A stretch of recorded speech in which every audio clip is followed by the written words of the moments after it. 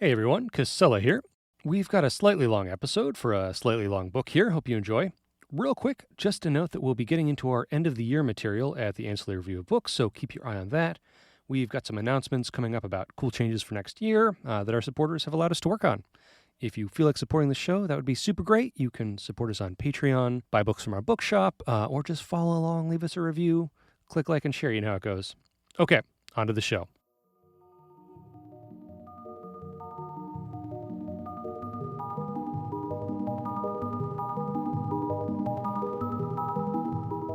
A critic is a creature who has views quite like a camel's.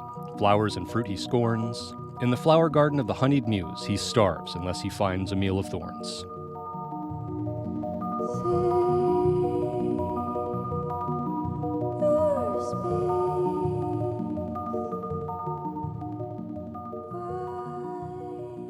Hello, and welcome to A Meal of Thorns, a critical book club from the Ancillary Review of Books. I'm Jake Brookins. Each episode, we ask writers, critics, and scholars to walk us through a book, usually something at least arguably speculative fiction.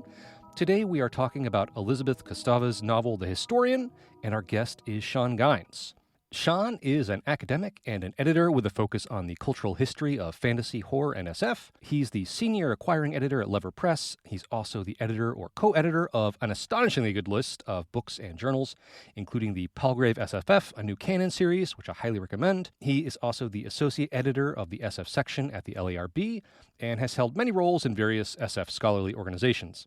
Sean and I first met when I pitched an article to the Ancillary Review of Books, of which he was a founding member, these many years ago. Sean, thanks so much for joining. How are you? I'm great. Thanks for having me. I've loved seeing the podcast develop and I'm just excited to be here. Cool. Yeah, how's your day going? Yeah, it's good. I mean, it's like one of the worst years in recent history. Mm-hmm.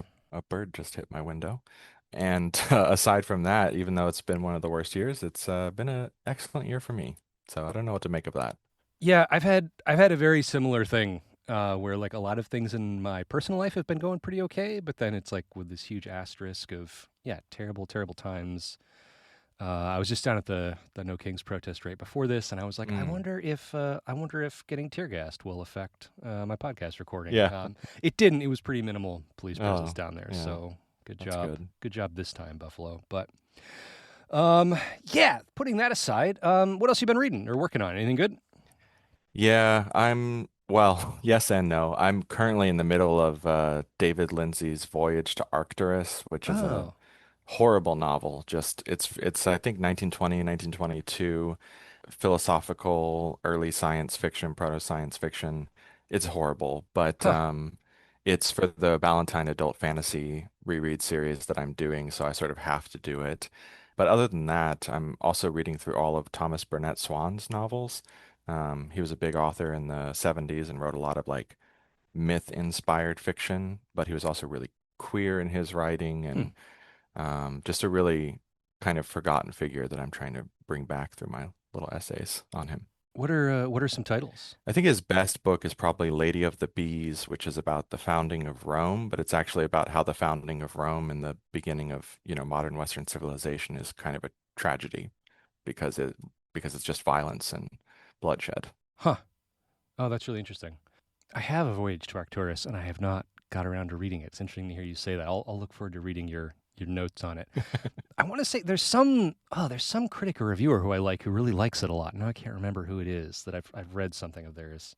Yeah, it's like this weird novel where people either love it or hate it, and I think people who are into a specific set of questions like what is reality and like what is the nature of evil and good, it really resonates with them in the same way that some of E.R. Edison's early novels do, like the Zimiambia trilogy. Mm-hmm.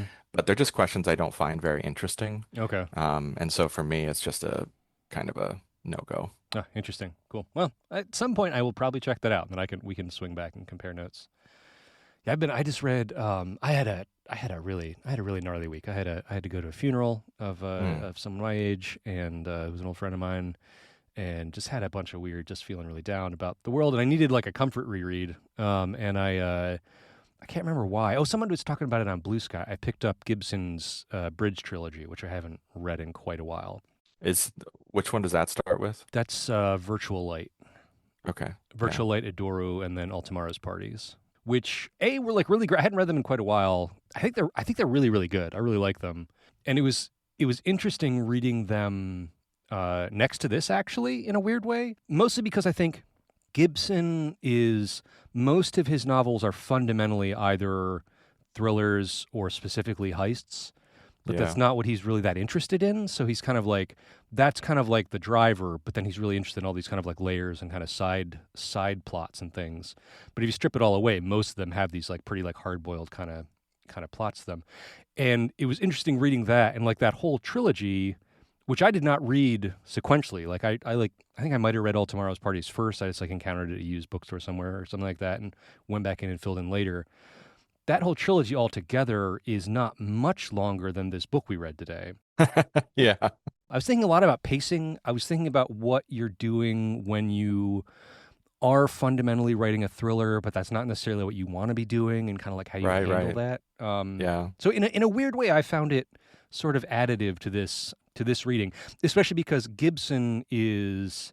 I think I think the Bridge trilogy is when you can really start seeing that one of his big interests is really about communicating places and like sense of space in a way that I think is less strong in the earlier stuff because they're more fictional, they're more imaginative places, and sort Yeah. of as he zeroes in on our real world, he's able to sort of show off that a little more. Yeah. So it has some sort of like travel-esque rating elements as well. So that is my 101 attempt to bridge this. Aha! I didn't even mean that one to segue into today's book. So today we are talking about Elizabeth. I'm going to say this name once and then it'll be right forever. And it's Kostova.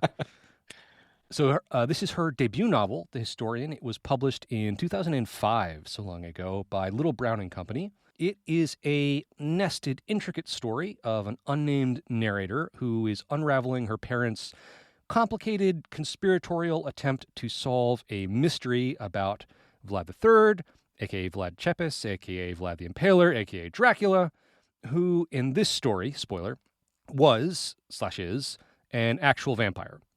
As well as showing a fascination with history, the novel is very travel focused. Much of the action and ideation takes place in various time periods over about 400 or 500 years, various places in Europe and the Ottoman Empire. We'll probably talk a little bit about the extra textual elements of this book when we get into it, namely that it was the subject of a bogglingly huge marketing push.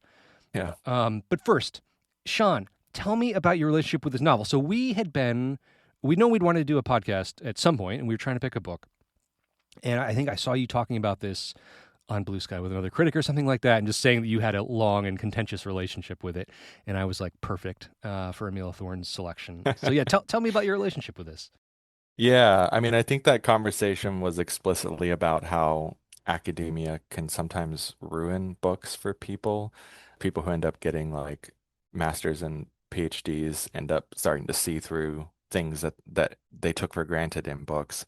And I said that this was one for me that I first encountered pretty shortly after it was published. And I read it first in college, and I think I read it 4 times, like once every year in college, because I was sort of just obsessed with it. And it really influenced me in, I think, 3 major ways. The first was it kind of gave me this vision of academia and what like the life of the mind could be, because the novel is set across 3 time periods. It's set in the 1930s, the 1950s, and the 1970s, or at least that's where the bulk of the action takes place. And in each of those periods, it's about either a professor or someone who, the unnamed young narrator who is going to become a professor because the novel sort of told from her perspective as she's gotten older, and she is a historian in circa like 2000 something. And so it gave me this like beautiful vision of like what a perfect academic life could be, which is totally a bullshit fantasy that doesn't live up to how life in academia actually is. The other way it influenced me was it sort of got me obsessed with Eastern Europe. And so in college, I then sort of quickly switched and started studying Russian and got a Russian linguistics degree and studied Albanian. And neither of those things have anything to do with the novel, but it was the closest I could get to Eastern Europe at my university. And then the third way it influenced me was sort of took what was an early interest in vampires because I saw Blade really young and sort of became interested in vampires. And then this novel got me really obsessed. I mean, there's a portrait of Vlad Tepes hanging right behind me as we're doing this podcast. And now I've read dozens of vampire novels and hope to one day write a cultural history of vampire novels in America, in the post-war period, just because I'm so fascinated with what they've been used to do. But then coming back to this, the historian is kind of a huge disappointment to me for a lot of reasons that I'm sure we'll get into. Yeah, I should say if people are listening to this, if you are a big fan of this book, we are going to be pretty critical about it. I'm pretty sure. So that's just what's going to be. I don't even know where to start. Had you read this novel before? I had not read this novel before. Had seen this kind of like on lists. I'd seen it and used bookstores and things like that. I was a bookseller for a while, and I think we stocked it, but I didn't really know anything about it until you're talking about it, and I picked it up and read it.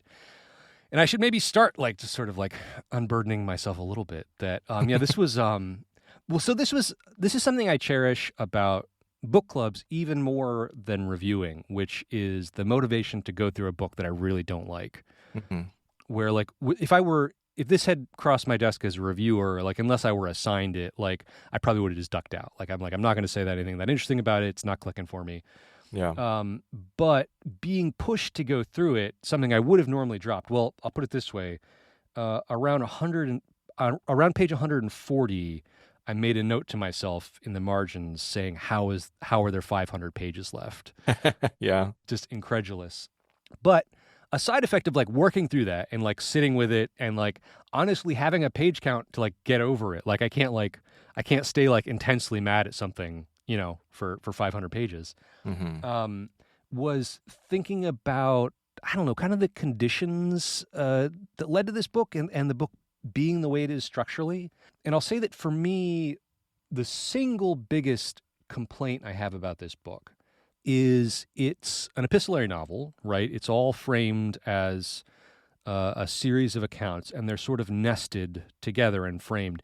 That is, without question, one of my favorite literary structures. Sure. I love a nested narrative, love it. And it is, I'm trying to say this not in a mean way, it is astonishingly bad at that conceit. Yes. And in a way that it's kind of wild. And this is why I say it makes me think more about the production of it than like it as a text. Because so much about this reads as a novel that just needed at least one more severe editing pass. Yeah. Probably a rewrite, right? And this novel was originally 100 pages longer. Woof. Yeah. Wow.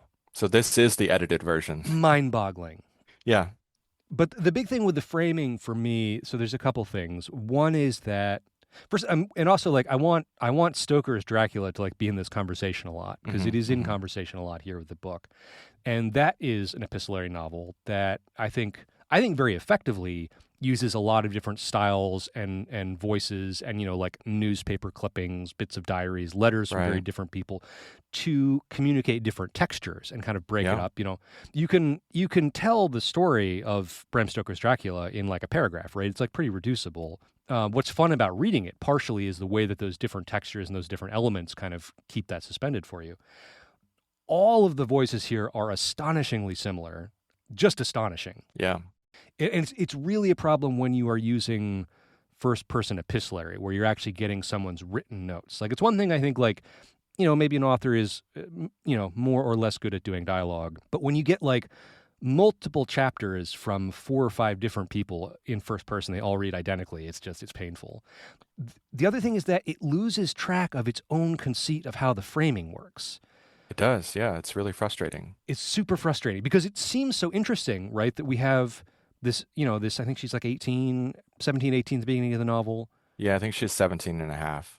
Who this narrator who is getting verbally some information from her father, other things she is like reading old letters and journals of him. And then within the stories that are related to us, we get these sort of like internal nestings of other people's diaries, other people's letters, other people's accounts. And I think that's fascinating structurally, but it keeps losing track of where it is and keeps like interjecting things from out of the frame in a way that don't make sense like diegetically. It just makes sense to like, I can feel the author being like, I felt like I needed to break up the rhythm or the pace here for some reason. Yeah, And so we like pull back one or two frame levels with no reason for it. exactly. Yeah, I mean, to step back a bit, so the whole novel, the conceit of the novel is that the narrator, who was 17 and a half-ish in the 1970s, now she's an adult woman. She's writing this novel sort of about the time that the novel ostensibly comes out, around 2005. The novel we're reading is sort of her as an adult historian going back and giving us all of the details, putting them into perspective, using her father, her mother, and her grandfather's notes and letters, and sort of presenting us this archival, like, this is the true story, and here are the documents to prove it. And that works really well for about 150 pages, I think it is, when part two trans or part yeah when part two starts, because part one, it's the story of her as a girl discovering her father's weird story of hunting Dracula, and getting this book that has a mysterious symbol on it that sort of leads him on this quest. And that part, I think the epistolary structure works a little bit better because it's broken really well between her desire as a young girl to get her father's story and to pull it out of him. And yeah, it's a little annoying that he takes like literally months to tell her the whole story, but it's structurally, I think, quite sound, and it ends often on these like, I don't find them very compelling anymore, but I certainly once found them very compelling endings to the chapters that sort of like have this haunting shadow of like, ooh, this is all really spooky. And we do find out later that actually, yeah, it's because Dracula was like stalking them the whole time that this was happening. But as soon as part two starts, when her father sort of disappears to go find her mother, it just gives up the like the idea that there's any structure to how to present this, and it just gives you huge sections from her father's. He decided to, instead of telling her the story in person, just write it all down for her. But it's like hundreds of pages of story that he somehow wrote down in a week or two and then left her. And then it awkwardly interjects her very boring train journey from Amsterdam to the French Pyrenees, which doesn't take very long, but it's like drawn out over 500 pages. Yeah, it really sucked when it loses that structure, and then she'll put in entire like large segments from other, usually medieval manuscripts too. And those are like marginally interesting, but she does lose sight of the conceit a bit, and I think that is a bit is damning for the novel overall. The thing that, and I don't know if this is fair, but a phrase that occurred to me early on as I was reading this is Da Vinci Code anxiety, Yeah. where on the one hand, this novel is, was situated as not a spiritual successor, but a sort of like sales phenomena successor to Dan Brown's book. I was looking this up. It sold for $2 million Yep. in 2004, which is it's about three and a half today. They did a $500,000 marketing push for it, which again is about 875 today. And sold for 2 million film rights Yeah, at the yep. same time. And it was a bestseller. I think I read that it was like the quickest debut novel to ever show up on the New York Times and like stay there for a bit. Like it sold a fair amount. But I kept coming back to that idea that like it's in this really weird, uneasy position with essentially like trash airport thrillers like the Da Vinci Code, which on the one hand, like it wants, and I'm saying like it is a very like, I'll let you decide what the antecedent is there. Like it wants to be this phenomena sales wise like that. I also strongly get the sense throughout the novel that it does not want to be that kind of book, Hmm. even though the core of this book and what's exciting and kind of thrilling and spooky and kind of gothic about it is something very similar, right? Like this ancient, very pulpy Yeah. story, right? That like Dracula's alive and he's hunting historians and librarians for some reason, and it's this complicated story that like involved this narrator's parents. That's like an interesting pulpy story, but it doesn't want to do that. I feel like, and I'm being really careful here too because there's a real tendency, and I want to watch it myself, that when men write trashy, popcorny stuff, culturally we're more willing to elevate those and say like, oh, this is still art, and to like denigrate it when women do the same thing. Like I think that's Yeah, definitely a phenomena in pop culture. So I want to be wary of doing that. sure. Yeah, definitely. But it feels like it wants to be a capital L literary novel, while at the same time it needs to be a Dan Brown novel. And in a lot of ways, this feels like there's a fairly tight, not super interesting, but okay 350-page Dan Brown novel in here with an additional 300 pages of trying to get my literary cred in on top. And as a result, like kind of neither of them work. Yeah, I've thought about this a lot when I was reading it because this is my sixth time reading this novel. So I have a pretty good like memory of this novel at this point. And I think if you had just told the story of Paul and Helen in the 1950s, like going into communist Eastern Europe to find Dracula's tomb and save their advisor, I mean that almost sounds like catabasis, like right now. Hmm. That might have been a pretty good novel. I mean, unfortunately, Kostova has like some really basic ideas about like politics and how politics interact with history that still would have made it a pretty piss poor novel overall, but it would have been much more interesting and I think more compelling. And you're certainly right that there's this like larger context too of, she was trained in an MFA program. This was her MFA thesis when she was at University of Michigan. She actually sold the book while still in the program. It's wild. Yeah, it is wild. And $2 million is an outrageous sum. It's crazy for a debut author's book deal. And I imagine Simon and Schuster realized that the book they got really wasn't going to be a Dan Brown. The way I sort of think of Kostova's novel is that it's like Dan Brown for people who would feel embarrassed having Dan Brown on like Hmm. their nightstand because it is still a historical mystery. It is deeply invested in like what does history mean? Let me teach you a little bit about the Ottoman Empire, and it's like hell, it's like tax policies towards Christian churches. Like there's a lot of interesting stuff there that Dan Brown also puts into his novels, but Kostova is obviously doing it at I think a much more sophisticated level. She does have two sisters who are historians, Hmm. apparently. They both have, or at least one of them is a well-known historian, Victoria Johnson. And so it's coming from somewhere that's a little bit more erudite, and her dad is also a scholar as well. But it still just doesn't stick the landing overall for a lot of the structural issues, but then also, maybe we can talk about this a little bit later, but it's sort of conception of history, the thing it's ostensibly most interested in, I think is pretty piss poor as well. I'd be interested to hear you say more about that because I was kind of trying to frame what I thought about that and trying to step back and think about it. Because I guess so. My off the cuff thing is one. I don't know a ton about the practice of history, like history as it is done and taught and researched and written. But like when there's this big scene where when are they in Bulgaria at the university or Hungary? They're in Budapest in Budapest. Hungary. That's right. Where they have, they've made this cover story of he's this visiting scholar, even though he is a visiting scholar, and he's supposed to give this keynote lecture. And his lecture is just like a linear chronological recounting of a period of history that is already known and Yeah. just like gets a bunch of applause. And Yeah. is that what history lectures are like? Maybe, I don't know. But I don't know. This is too big a question to easily answer, but I was thinking a lot about what this book thinks history is, why it's important enough that it's called The Historian as its central conceit, and sort of more broadly, like what it's trying to do with the idea of evil in history and our relationship to it. Yeah. I don't really have an answer to it, but those were questions I kind of kept circling through it.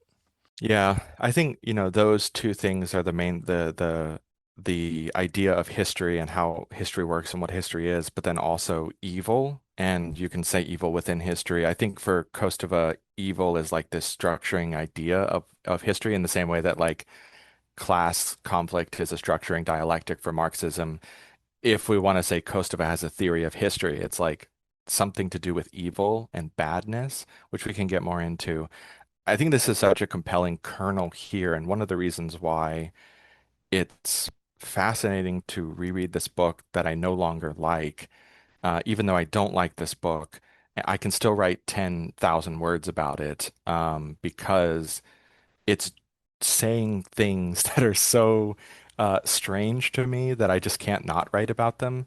So I think, yeah, you're right that that scene of the lecture is like really funny because it's just like the Wikipedia article of Wallachian. Wallachia is for those who don't know, Wallachia is a region in Romania where Vlad the Third was the ruler of, so he didn't come from Transylvania. It was just talking about like Wallachian economics under the Ottoman Empire, and it's just, I'm sure the Wikipedia article is more sophisticated. But then again, maybe in 2005 the Wikipedia article didn't exist. But part of me wants to say, well, it was the 1950s. Like maybe the standards were a lot lower, but I really don't think that's true. I think what's most fascinating about her idea of history in this novel is really how historical research works because it certainly was compelling to me when I was an undergrad and first starting to get into history and like asking questions like, how am I, as an 18, 19, 20-year-old, supposed to go to my medieval history class and then write a paper at the end of this seminar and have said anything? Like, Mm. what do I know? I don't speak Latin yet. I don't speak read Greek very well. Like what do I have to contribute? You know? And that was always a big challenge for me. And this novel kind of takes seriously the thriller aspect as like finding historical documents, and then those historical documents lead you to other historical documents. And that, of course, is how historical research works. But what's really strange about the way this novel presents it, because it can't present it any other way, right? There are no false leads in this novel. There's no bit of information that just doesn't work out. Everything works. Everything tells you the exact story it needs to tell you in order to get you to Dracula's tomb. And that's what they're looking for in this novel. They're looking for the real location of Dracula's secret tomb, which, spoiler alert, it's in Bulgaria, apparently.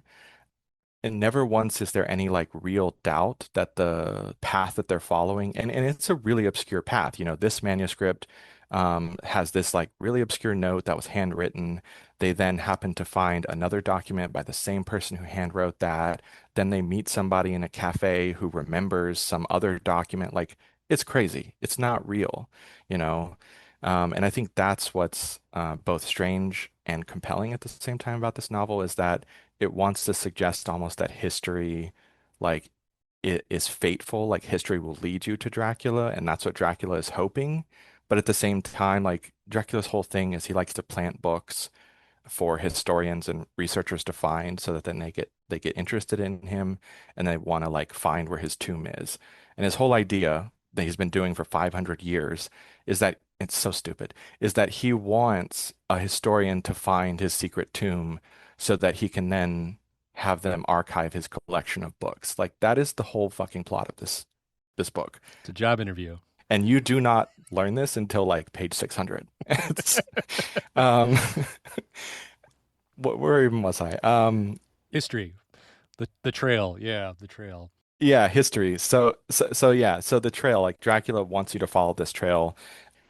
Another thing that I find really funny is how often they will like suggest that like, oh, we have to be careful because sometimes like if we read this folk song, maybe this folk song isn't actually about this thing. But three times the fucking folk songs lead them exactly where they need to be. It's ridiculous. So I think it's great. It's like it's both stupid and great at the same time. I do kind of admire that it is much more serious, I think, about history than other books are, but then at the same time, like has no idea what history is or like how history works or how scholarship works and how we learn things. It has this fascinating sort of, I don't know, deliverability about everything they find. Because I think it's a really, you'd mentioned that like you could definitely write the version of this novel that's just a Cold War secretive scholar story about Paul and Helen, right? And that would be one way to do this, and that would work.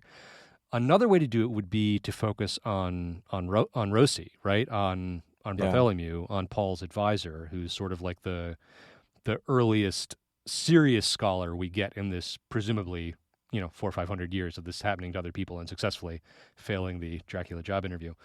what's weird about having Paul, having the narrator's father as the central character for about the back 3/4 or 4/5 maybe, with these sort of like little nested dives into other people, is that this is not his area.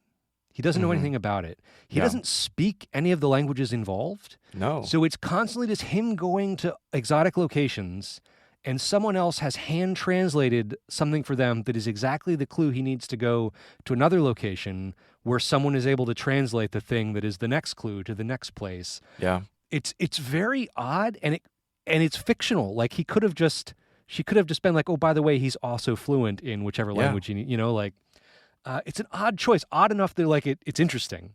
Yeah, I don't.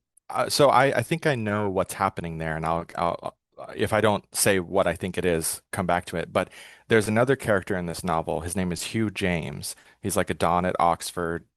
He meets Paul and Helen when they're in Budapest at the conference. He is explicitly a specialist in this topic. He is a specialist in 15th century Wallachia.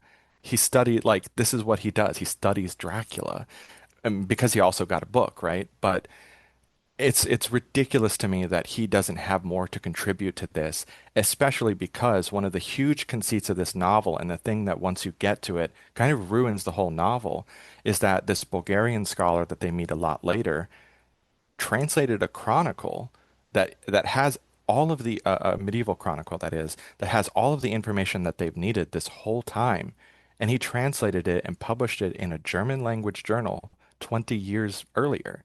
So this has been widely known already.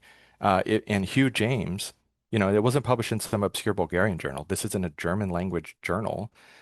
Hugh James should have known this piece, and it would have saved them all of the time. Like, most of this novel would not need to exist because the answer that they needed was already present in the scholarship.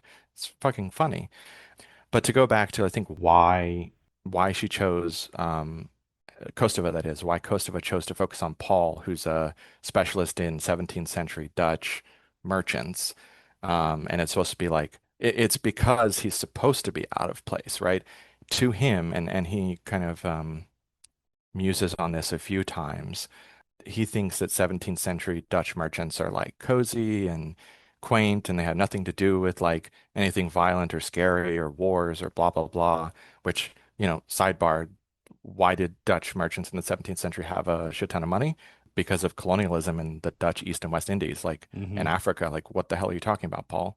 Anyway, she wanted to, I think, juxtapose his area of research with like what Rossi, I think, at some point calls like the horrors of humanity. Like, Dracula is evil because he does bad things. And that's like the theory of evil in history that Kostova is working with, is that like Dracula is evil not because of like any kind of theological reasoning or anything other than he just does bad things. Like, it's very simple. He causes horrors, he kills people, he makes people sad. That's evil.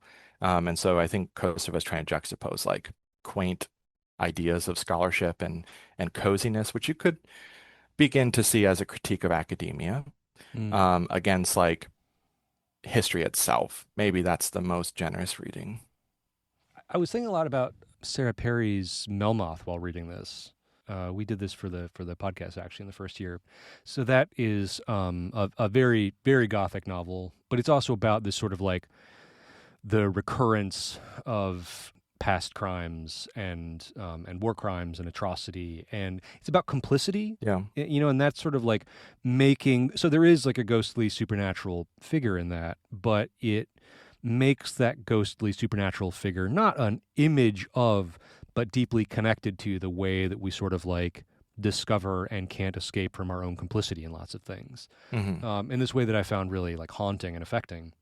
I'm not trying to just dump on this book the whole podcast, but like this book did a lot of, it's like, oh, this super bad thing happened, and just kind of like leaves it there and doesn't draw any connections to anyone. It's all this sort of like, so particularly like it talks a lot about, what documented sort of atrocities we have of Dracula's time. And it talks about, is it Mehmed II's sack of Constantinople? Yeah. right? Which I mean that is, an atrocious, extremely well documented thing. That was lots of horrible things happen there. But it doesn't these are kind of like two relatively disconnected bad things that have happened in history, and it just sort of has them there and like sort of like I don't want to put this too strongly, but it's sort of like I think about this a lot. I can't remember who, maybe it was Alana Masad was talking about the phenomena of like kind of like Holocaust kitsch, where like you take something really terrible that has happened and you just put it in your book, maybe as a kind of a side thing Yeah. to sort of like draw a certain amount of significance from it. No one in this book particularly feels like personal attachment to these horrible things that have happened because they're so far in the past. Like it's really hard to have a deep personal relationship to the fall of Constantinople. I think I could be totally wrong about that.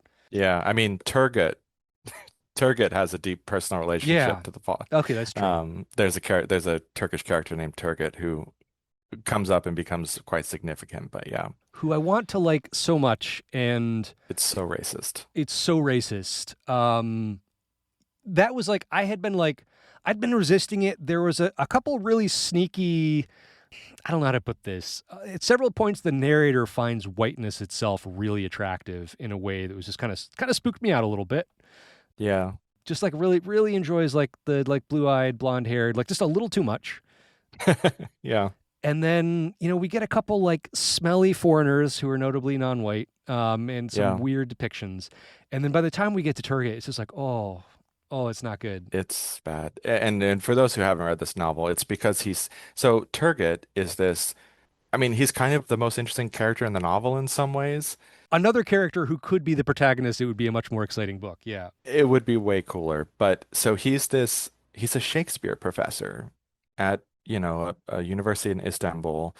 So he has a PhD in English. He studies English for a freaking living, and he talks like the worst, weirdest. It's not even just a bad caricature. It's a weird caricature of a person who just like uses the wrong words all the time, but like extravagantly so, Right. and it just comes off so bad. And I don't like. Did she have a specific person in mind that she knew? I don't know, but I don't know. But I was it's like, so weird. it's really weird, and it is so obviously just like I the author am trying to signify otherness to you. Yeah.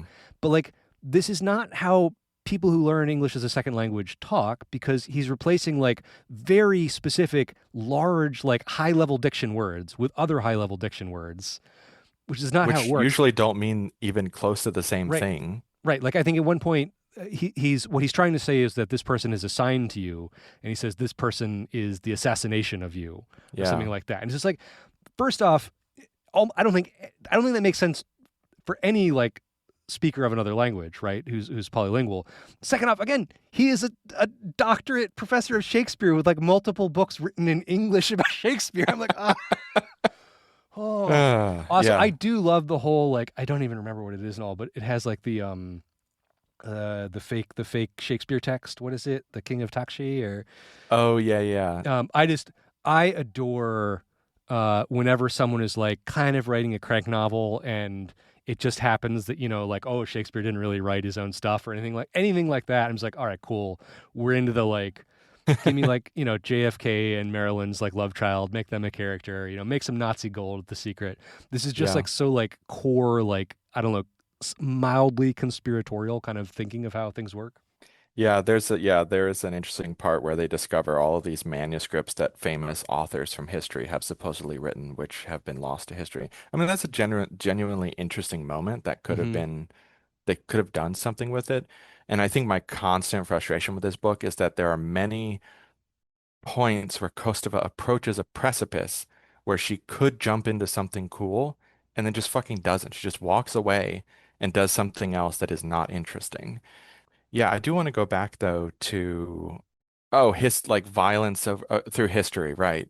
So this is a novel that takes place in the 30s, the 50s, and the 70s. Each of those decades was like dramatically violent, like filled with upheaval, with political dissent all across the world, but especially in Europe.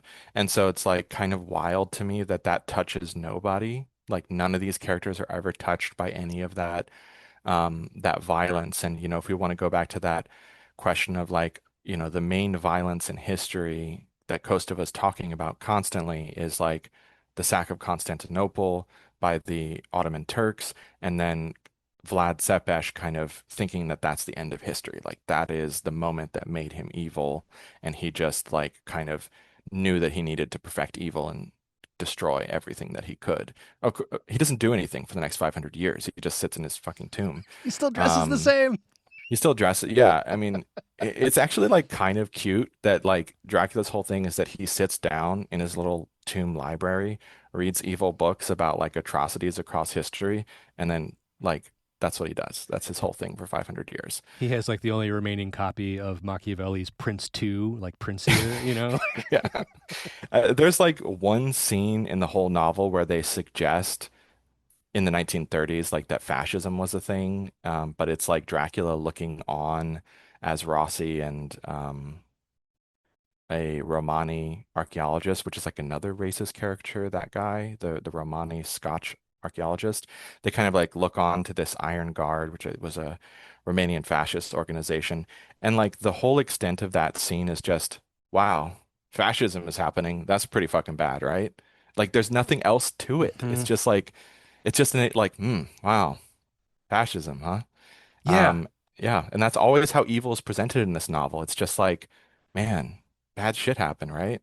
But never like an exploration of structural like reasons or like how this stuff is perpetuated. It's very silly. And again that sort of like oddly like packaged and delivered sort of thing, right? Where like they're out in the middle of nowhere at this archaeological dig, and like these fascists have agreed to come out there in the middle of nowhere just to sort of have this firelight ceremony where these people can see it from the shadows. And then so it's just another way Yeah, of just like being not situated at all, right? Like that was a force in that part of the world that continued for a long time and had a yeah, lot of impacts. And the novel like wants you to see it and sort of use it, but not think about what it does. I don't know. It's very odd. yeah. And there's this vague suggestion throughout the sort of 1950s section with Paul and Helen when they're in first when they're in Hungary and Bulgaria, which people hopefully know were communist-controlled countries at the time, though not part of the Soviet Union. And they both did have repressive police states, but there's this kind of like unreality to the way that I think Kostova presents it, where it's more like this, like, I don't know, this like McCarthy-esque like presentation of like doofy secret police following you everywhere, and it doesn't have any like sense of reality to it. And the character of Helen, who is Hungarian Romanian, she grew up in Hungary, but she's Romanian by ethnicity, kind of just has this like, oh, communism. And she just makes like a lot of kind of quippy jokes about like Marxism and but it really amounts to nothing, really. I mean, once again, Kostova could do something interesting, even if she wants to take a much more conservative view than I would of world historical communism and sort of like bring about all of this discussion of like all of the horrors that communism did world historically produce. I mean, we can't ignore that. She doesn't. It just ends up being this kind of like silly thing she saw in a movie that she's like, oh, that must be how spies work, right? It does. There's this one point where I can't. I'm not sure which sort of nested narrator relates it, but they share what's basically an urban legend about one of Stalin's generals being hung in a train station. Hmm. Which actually I went and looked up, and it is in fact an urban legend. That's not what happened. Although that general was in fact like tried and executed for like kind of one of those almost no reason sort of paroxysms of sort of paranoia. Yeah. But it just and I don't want to ding it too much for this, but much like the atrocities of Vlad, much like the atrocities in the sack of Constantinople, it's this weird way of like trying to just gesture towards like there are atrocities in the East. Yeah, But I'm yeah, like, the actual atrocities of Stalin, the real ones, not the fake urban legend ones, are numerous and really easy to gesture to, right? yeah. And so it's really odd to pick this one. Yeah, and she just flat, like Helen, that is, flat calls the Soviets impalers, like Hmm. at one point, without elaborating. Mm-hmm. Just like, and I think this goes back to, so Kostova in an interview, when I think it's with the Guardian, when she's asked about like, why this novel? Why are you so interested in the medieval period? And she has this theory that because today is no different than the medieval world. The medieval world was filled with atrocities, two sides, just doing bad things to each other. The two sides, by the way, are the Muslim East and the Christian West, just doing bad things to each other. And today is no different. Of course, she's writing this in the wake of 9/11. There's a vague suggestion, and I don't know if you caught this, but it's a hint right at the end of the novel that in the present, which is supposed to be like circa 2005, that there was a terrorist attack in Yeah. Philadelphia.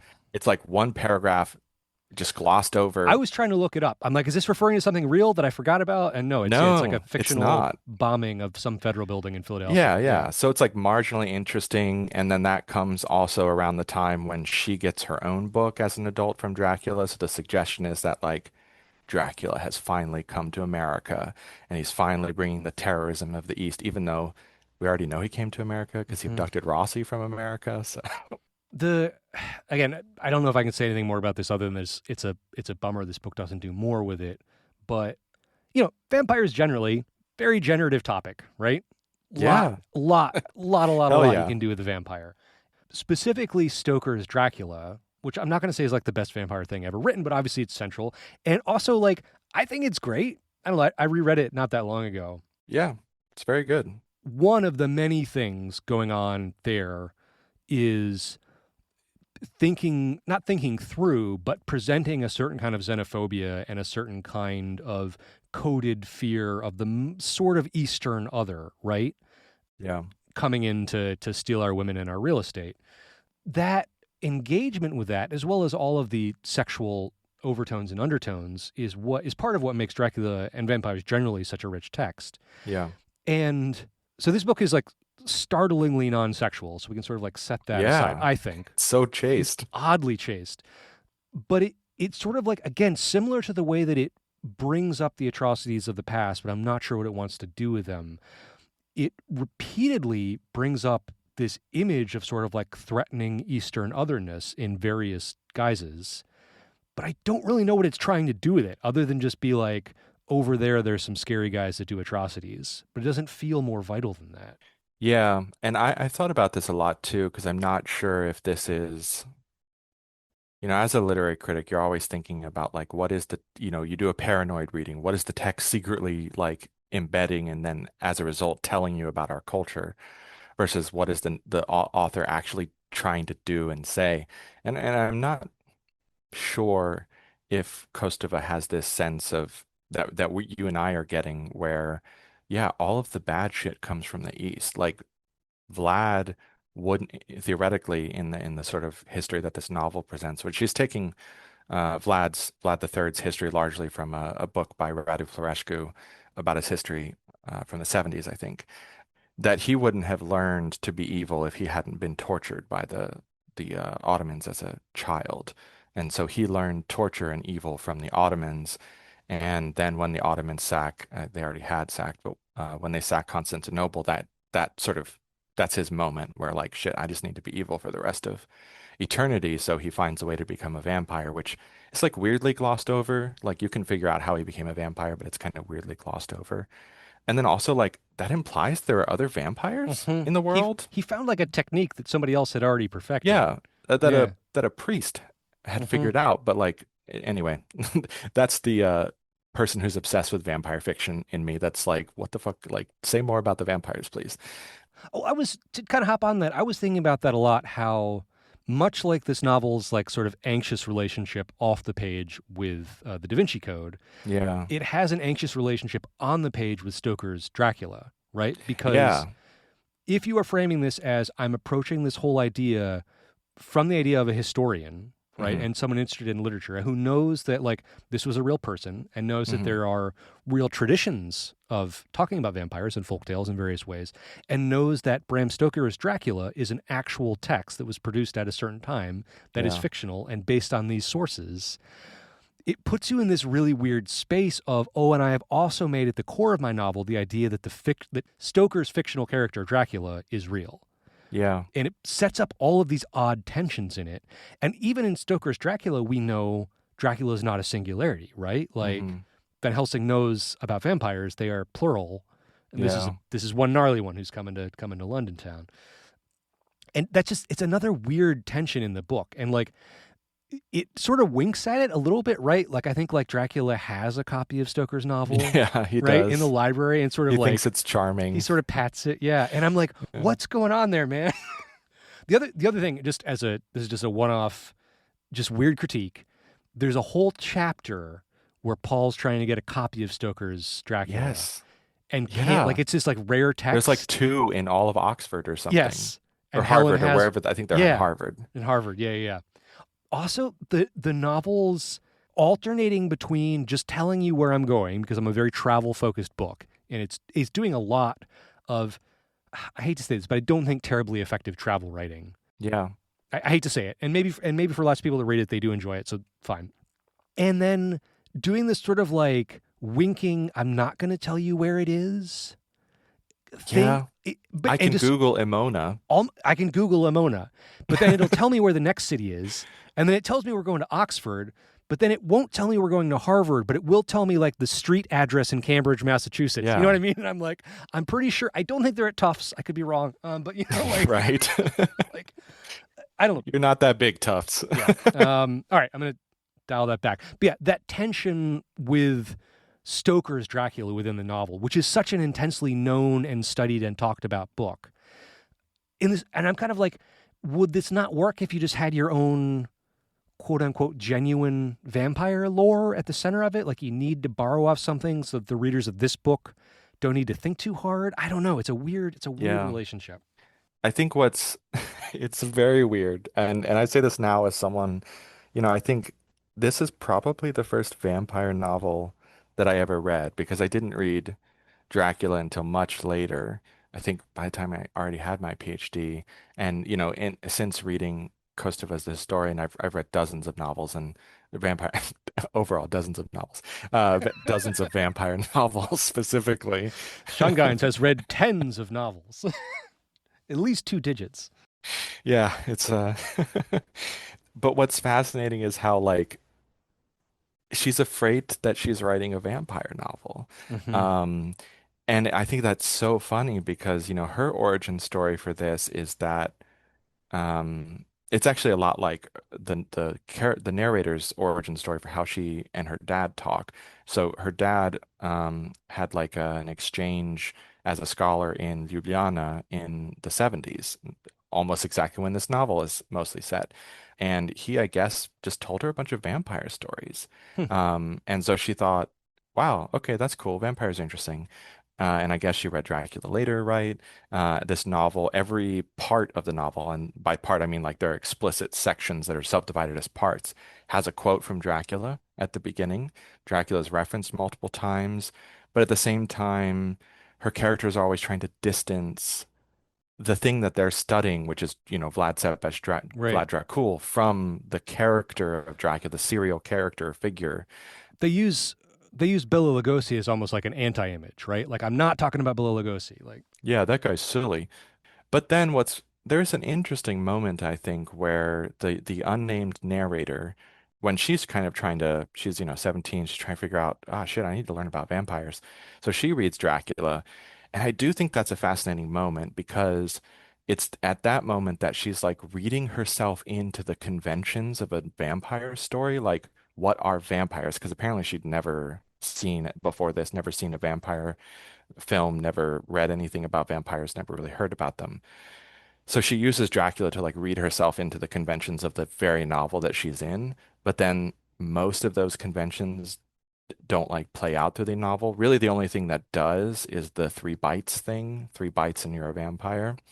it's a strange relationship. The one thing I will say, sort of in not exactly in praise, but in fascination, is the the very thing about the plot that is stretched so thin to breaking through this novel, right, is the extended secret interview that Dracula's setting up. Ugh. You're talking about with Rossi? Yeah. Okay.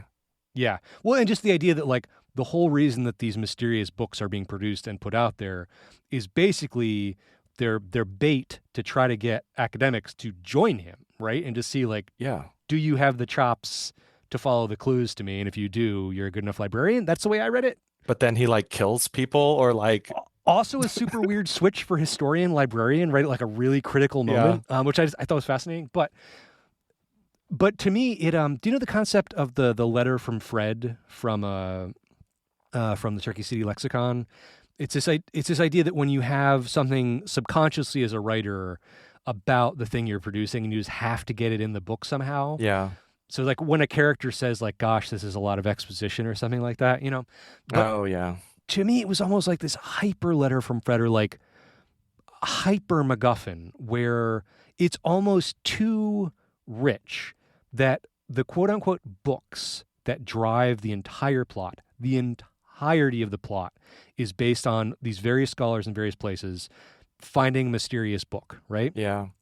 That Dracula himself or one of his minions, we later learn, has placed there. And I'm putting books in quotes because these books are empty except for a single image, Mm-hmm.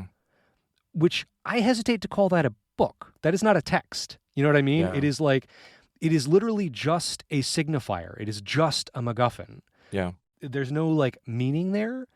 That's what drives it all. And then Dracula and or his minions are externally manipulating the plot the whole time for no reason that makes sense internally. Yeah. If he wants to be found by them, why is he also frustrating them and destroying material? Oh my God, giving Rossi a drink called amnesia Oh, that made me gives so him mad. amnesia? Because otherwise he would just and the thing that had happened wasn't even like a critical plot like Dracula's like, I must do this to protect Yeah. myself.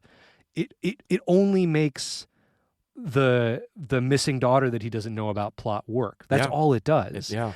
And so it's this odd way where Dracula and his books that aren't books because they don't have text in them are very much sort of ciphers for what the author is doing external to the text, but in this way that becomes visible within the text. And I find that very fascinating. I don't think it's quote unquote good, but it's like it's rich in this weird way. Yeah. I think that scene with Dracula and Rossi, which is, recounted by Rossi in perfect detail in a letter that he leaves while dying, for Paul and Helen to read. Like, at least what you can say about Stoker. I mean, you could say a lot about how amazing Stoker's novel is, right? But Stoker really understands the forms that he's working with, whether it's Mhm. the newspaper clipping, the diary entry, the letter, like he uses the form as the form that it's meant to be. Whereas Kostova doesn't seem to give a shit about what form she's using, whether it's the academic article or the letter or the diary entry. Like Right. it's all the exact same. It's all the same flat, boring, sort of educated, aloof voice that every character has. And I'd like to say that's an interesting critique she's making about educated society, but it's definitely not. But what's interesting about that meeting between Rossi and Dracula is that you're you're kind of waiting to see Dracula the whole novel because it's a fucking Dracula novel. Of course you're Hmm. waiting to see Dracula the whole novel. And and then it's like she shat the bed and was just like, "Oh, I have no idea what Dracula would be like. So I'm gonna make him cozy Bela Lugosi, like sitting in a chair reading evil novels and saying, 'Will you be my historian?'" Hmm. Like, and then also the fact that Dracula chooses Rossi. He doesn't even speak half the languages or read half the languages that are in Dracula's archive. And yet Dracula thinks he's the perfect guy to catalog his archive. He can't fucking read Arabic. And half of his manuscripts are in Arabic script in the Ottoman language, Ottoman Turkish. Dracula's an idiot in this novel. Like It's really Dracula doesn't know weird. what he's doing. It's really weird. And it goes back to that idea of like this is about history, but it feels very disconnected. The character of Dracula here, as he appears to just like just sort of like drawing a circle around what Stoker's idea of the 14th or 15th century guy was, Yeah. and then just transporting him to the 1930s and 50s and 70s. Like he's been doing stuff for hundreds of years, but like what? Yeah. Uh, I don't, like the idea of a system of knowledge that has been secretly and occultishly evilly preserved and is like going to work evil in the world somehow, and that like somehow like Rossi switching it over from Dewey Decimal will like increase the amount of evil in the world or something. That's like a weird, interesting idea. I have no idea what it means. I have no Yeah. idea how that would play out. So I think, yeah. So I think maybe we should say like Dracula's motivation for all of this goofy shit that we're talking about. He explains to Rossi his sort of theory of humanity is that humans are fundamentally evil. Which is a very like early Chinese like philosophical concept. It's also you find it in some parts of early Christianity. But his idea is that humans are fundamentally evil. Therefore, good is not perfectible. Only evil is perfectible. And that's a pretty close quote. So he's going to spend eternity trying to perfect evil. And as I've sort of alluded to, evil is essentially like doing bad things. There's really nothing more to it than that. Hmm. Killing people, hurting people, etc. It's like specifically physical torture. Yeah, basically. I mean, you could say it's psychological too. I guess he maybe gets off on like scaring the historians he's hoping will hunt him down. And so he has created this collection of like primary and secondary documents that are like, I don't know, the diary of a guy who was pulling the guillotine during the French Revolution or some shit. He's got Mein Kampf, not even Hitler's secret, like you'd think he would have Hitler's personal diaries, not fucking Uh-huh. Mein Kampf, which is one of the most mass-produced books of the 20th Hmm. century. And so he does come across as this caricature of like, what is he doing with that, right?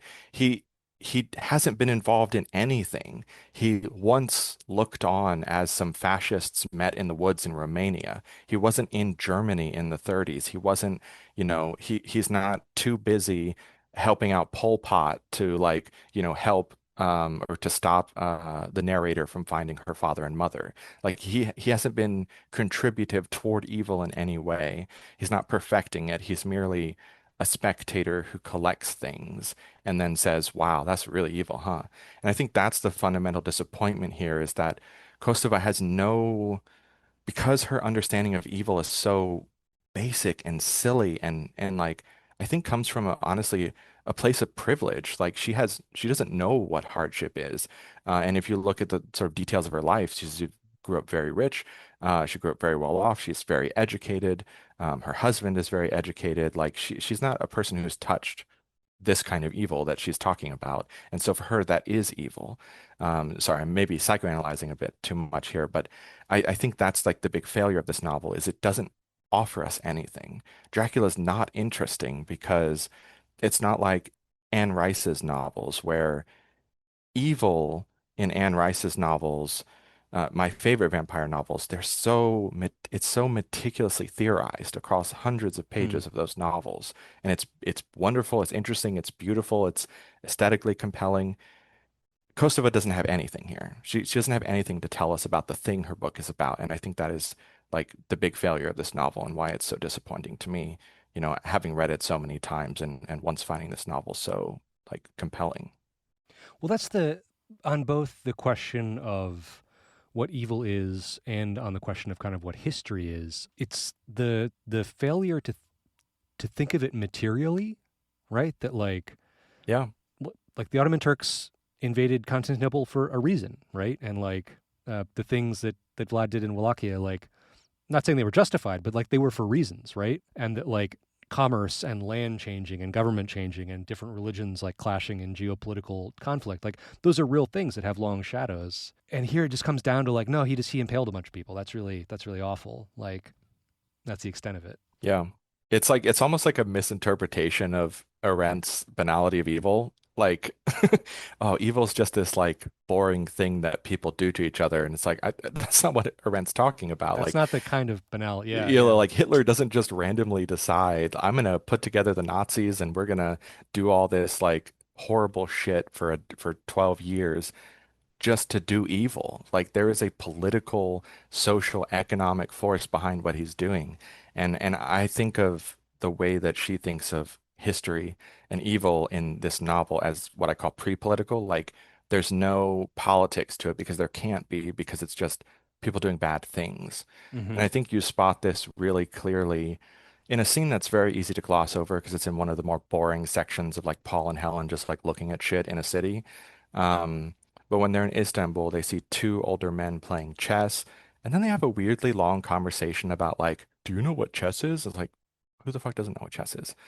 And Paul has this like kind of silly musing about like, wow, that's what history is. History is the black pieces versus the white pieces in an unending conflict. And sometimes the white pieces will win and sometimes the black pieces will win, but they'll always restart and go back to that conflict. And I think that is perfect. That is exactly what Kostova is saying her theory of history is. It's Mm. just two different sides doing bad things to each other. One side sometimes wins, sometimes the other side wins. That's it. That's all she has to tell us in fucking 680 pages or whatever. It's infuriating. It really is.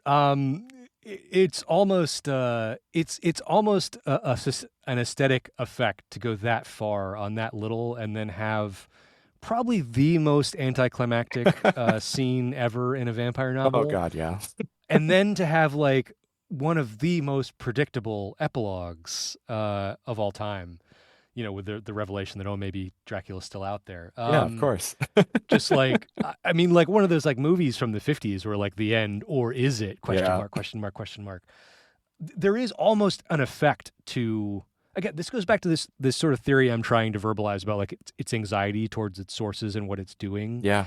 of just kind of stretching out and just kind of like scraping not enough ideas over more and more pages, that by the end, like I said, like around like page 200, page 300, page 400, I was like tearing my hair out. Yeah. By like page 650, I was like weirdly trying to like feel the rhythms of what it was doing, because it is doing a thing. It's just very strange. Yeah. But let's take a quick break. I'm gonna grab a drink of water, and I want to talk a little more just kind of about vampires more broadly, to see if we can jump off this to think about the vampire.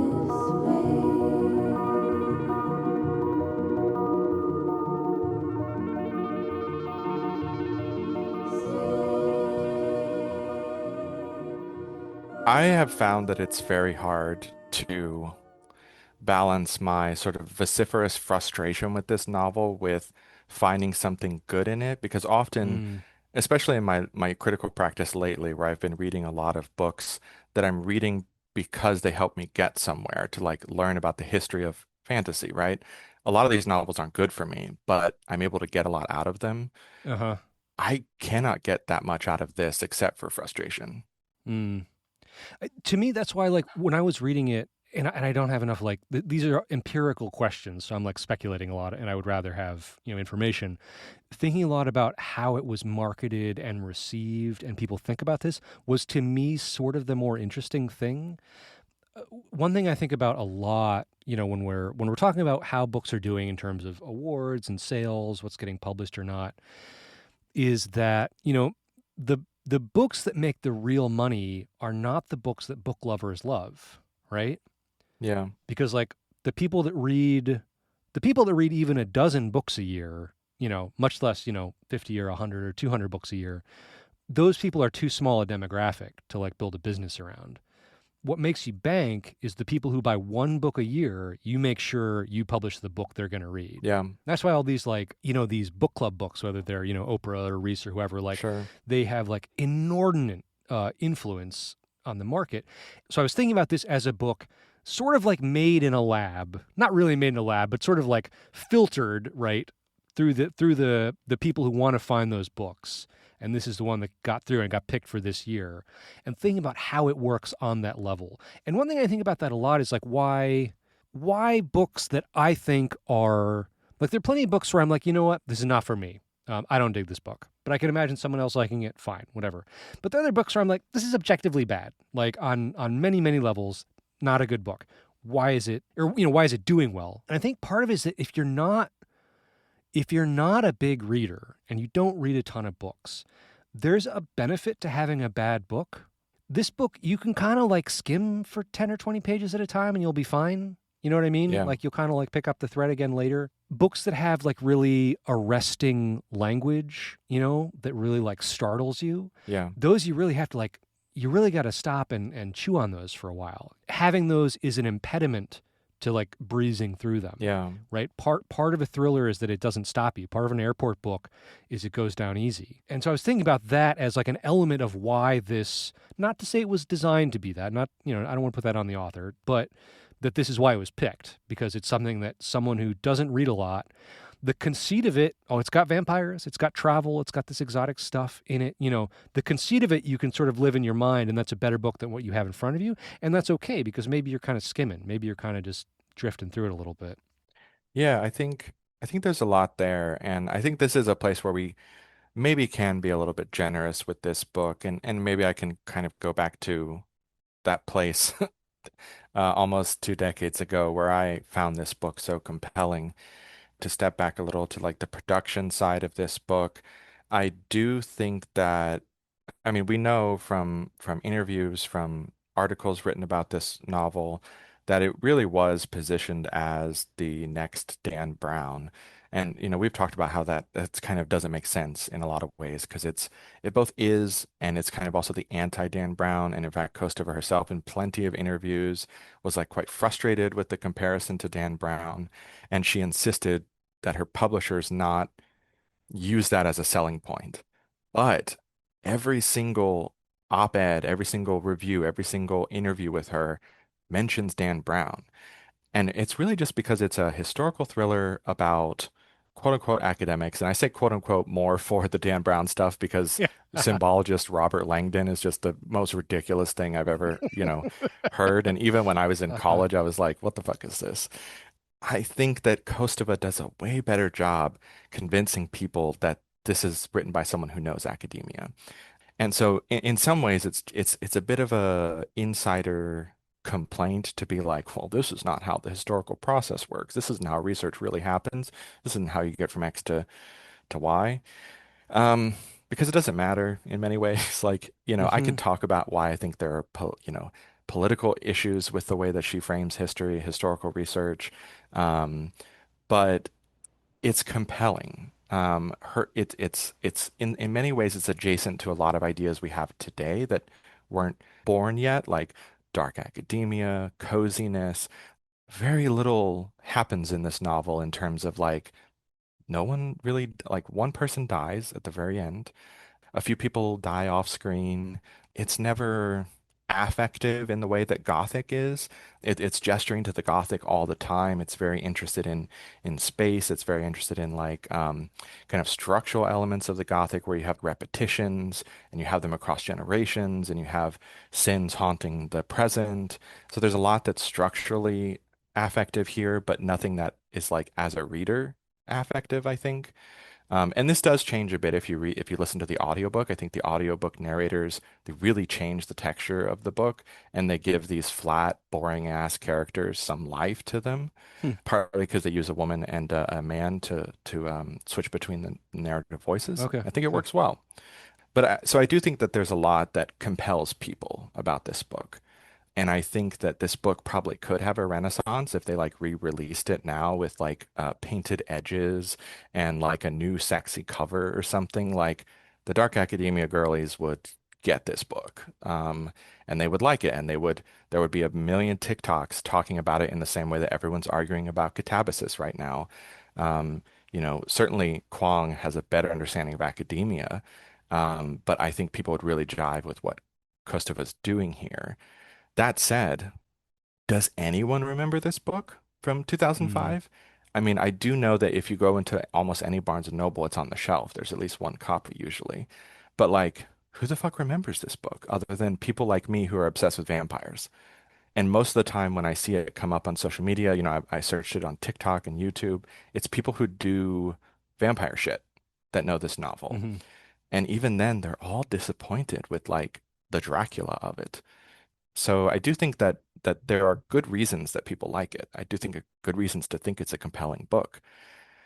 I just don't know if it stands up over time, and I don't know if it stands up certainly for people who are interested in the things the book says it's interested in. I mean, you could just reread Dracula Hmm. or read Fred Saberhagen's Dracula tapes, which is so much better than this novel.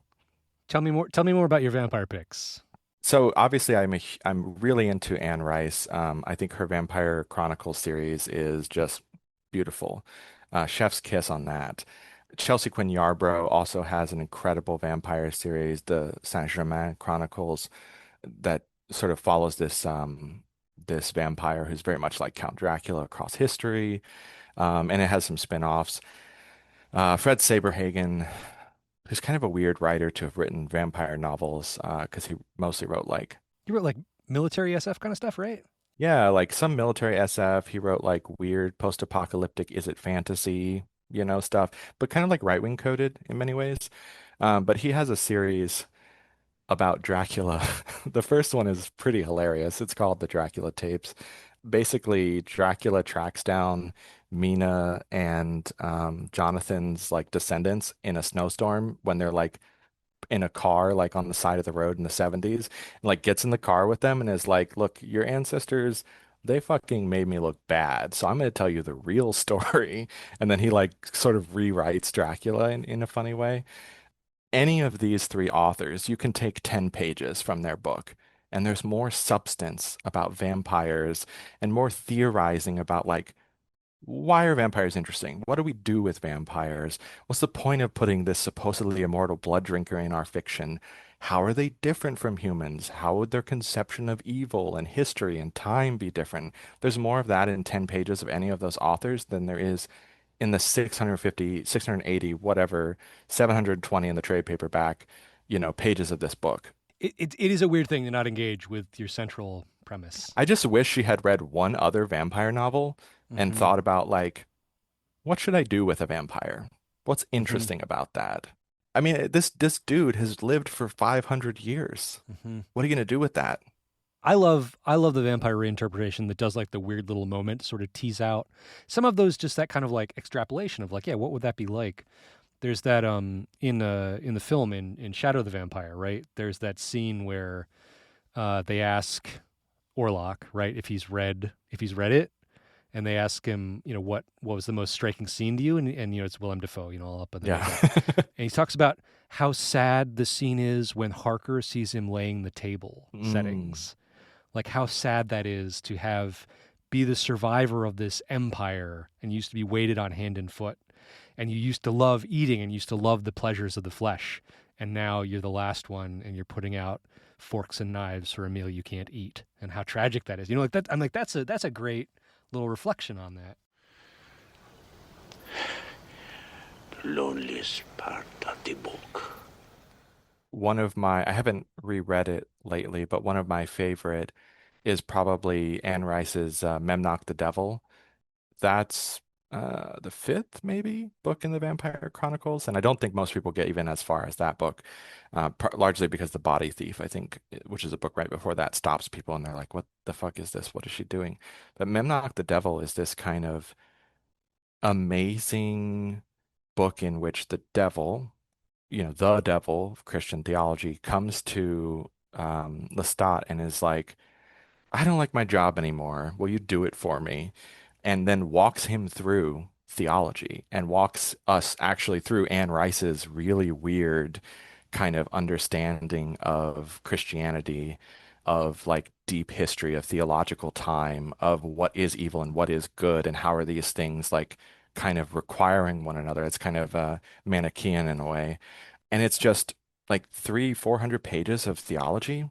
And like Hmm. the fact that Lestat is a vampire is central to it, and you don't get to that moment of Lestat kind of has this like existential, I no longer know what it means to exist moment, and then he just goes in like to a catatonic state for like, I don't know, like 6 or 7 books or something, while other people do other adventures. And you don't get there unless you have like a really deep understanding of like why the vampire would be different from a human fundamentally. And that's something that she builds up throughout the other novels where she like sort of goes through like what's the origin of vampires? Well, the origin of vampires is people doing atrocious things to other people for the sake of power. You don't get anything like that in this novel. There's no reason why Dracula is this way other than he wants to quote unquote do evil. But what that means, is lacking. Whereas in Anne Rice, like evil is power. Like evil is the use of power over others. But then vampires have a completely different relationship to that evil because they crave it. They want it. They've aestheticized it in ways that like Hmm. are shockingly beautiful in her prose, such that you question yourself and you're like, why do I like this? Why do I think this is interesting and good? Um, yeah, so this is the tune into the Anne Rice episode of this podcast I was because just jotting down notes when I yeah. was going through this, thinking about vampire stuff I like. And did you happen to read Claire Coda's Woman Eating? Oh, it's on my list. Quote unquote literary vampire novel, isn't that the subtitle? Yeah, yeah, yeah. And I mean, and it is, and it's fascinating to put it next to this. I don't just want to be dunking on this book the whole podcast, but that really feels like a literary vampire novel, and it's astonishingly good. But that is really leaning into the bodily and bloody and sexual side of the vampire, and it's about this woman who has been a vampire since birth or since she was very, very small. It's got a lot in it about eating and about like basically vampirism as among other things as like an eating disorder, and thinking really closely about like this sort of like disordered relationship to your own biology in this way that's really, really interesting and rich. And I was thinking also in this about the Devourers, about Indra Das's book, that's sort of like also a Mm. werewolf slash vampire novel that doesn't fit as cleanly. But Yeah, one of yeah. the many things I love about that book is how closely it's thinking about consumption and about of like the idea that like the monster Mm. actually does want to eat you. It actually wants to drink your blood. And sort of like what that does to relationships over time. Like if you are someone who must subsist on people, what that kind of does over more than human lifespans in this really rich way. I don't know. We could sit here and list great stuff, but Yeah. Well, have you read the most recently Buffalo Hunter Hunter by Stephen Graham Jones? no, I want to. Yeah, I think that's a novel that's certainly worth honestly, I would love to talk more in depth about that novel. I read it earlier this year. I don't read a Hmm. lot of like recent stuff because I mostly focus on stuff from before the 1990s. But that novel, I think, has a really interesting kernel of a good novel. I don't think it's a good novel overall because I do think there are some like formal structural issues that don't compel me, and it's also epistolary and it's doing some interesting things there. I don't think the voices work really well, but his vision of the vampire and of the vampire's relation to like colonialism and of colonized people harming themselves as a result of the violence of colonialism, That's cool. it's fucking brilliant. There's someone who knows how to take something that you think the vampire, and do something interesting with it in a way that's compelling regardless of the novel as a whole. That's cool. I, Stephen Graham Jones is one of those authors who I love that there is still kind of a mid list for some people, right? And Yeah, like yeah. he will crank out enough stuff, and if everyone isn't perfect, that's fine because he keeps throwing out really interesting stuff. That's cool. I do want to pick that up. Um, This has been a great talk. Despite the struggles, I'm glad I read this. It was interesting. It was interesting to talk to you about it and thinking about this on sort of a number of levels in the publishing industry and its relationship to whatever history is and whatever vampires are. Before we get going, anything you want to share about what you're working on, what you've got coming out?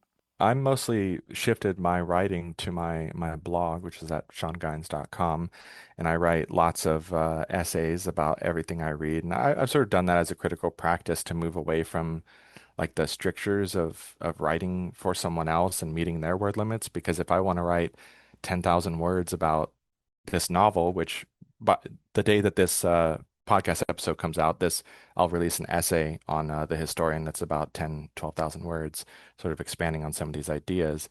But I find that really fun. Like I said, going through all of Thomas Burnett Swann's novels and working through the Ballantine Adult Fantasy series, which was published from 1969 to 1974 as kind of like the first canon of what fantasy fiction was. And that's a real education, and hoping that leads to some larger projects on the history of fantasy in the mid-century. Very cool.